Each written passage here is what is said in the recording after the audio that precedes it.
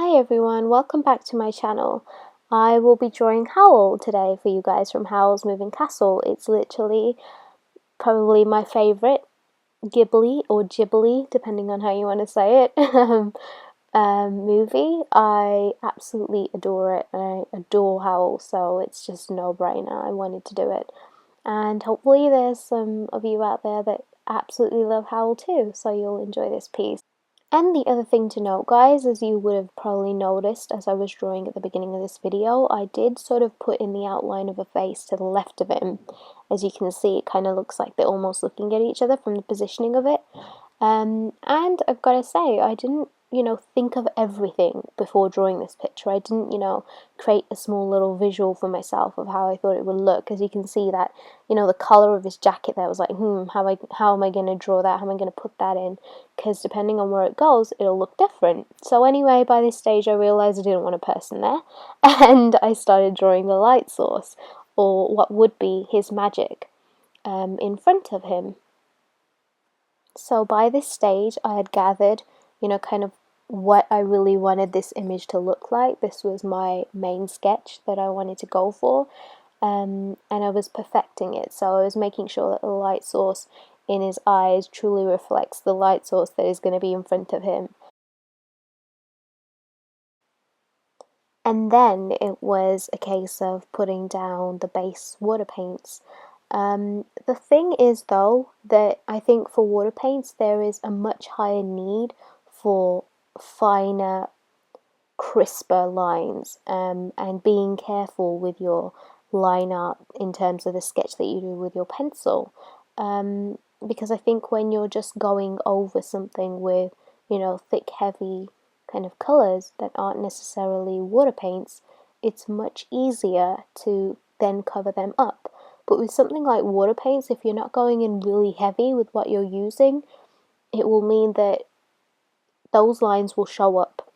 And if you're not then going to cover them with something, they will look slightly unsightly in your picture.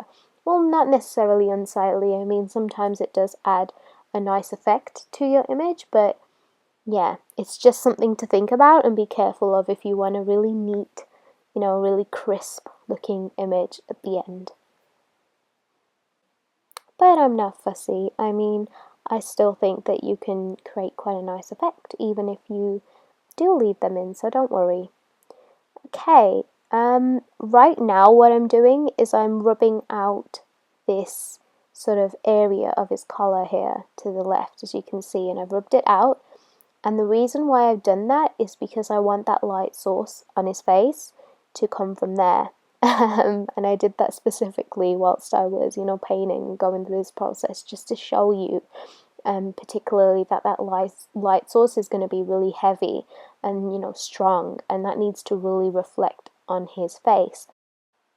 So if you're wondering why the colours aren't particularly, really richly used, I mean, I haven't slapped a whole heavy thick layer of colours on, and if you compare it to my previous anime girl painting that I did, they're way lighter. I mean, I've used them so sparingly and lightly. I mean, I do add shadows, as you can see here, but I've used it like this for that light source to really have a greater impact on the image as a whole.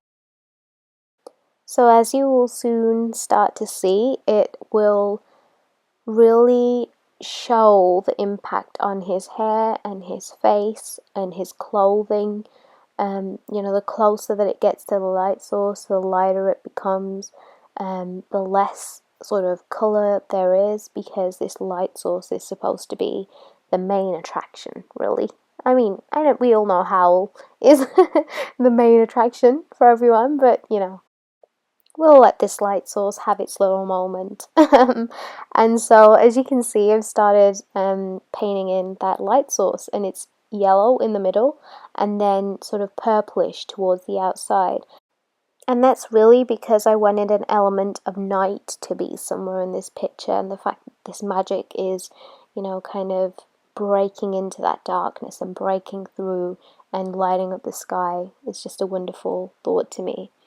For the eyes, I went for, obviously, his blue, beautiful, sparkling blue eyes, gorgeous, but I specifically added a tinge of orange to them to enhance that, you know, that light reflecting his eyes and him looking intensely into it.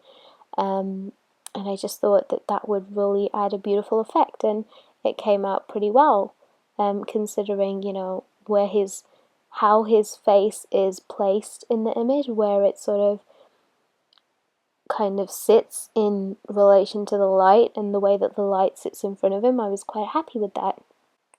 Because being able to, you know, paint in the light source correctly and, you know, draw it in, paint it in, whatever, will really make or break your picture.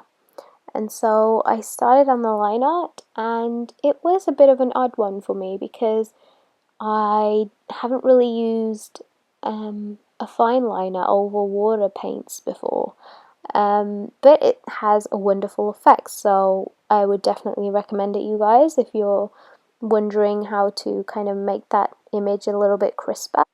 Then, of course, to make the image pop just that little bit more, I added in highlighting with an acrylic white paint, and they're in the middle too of the image. And that's it. Give it a thumbs up, guys, if you liked it. Peace. See you.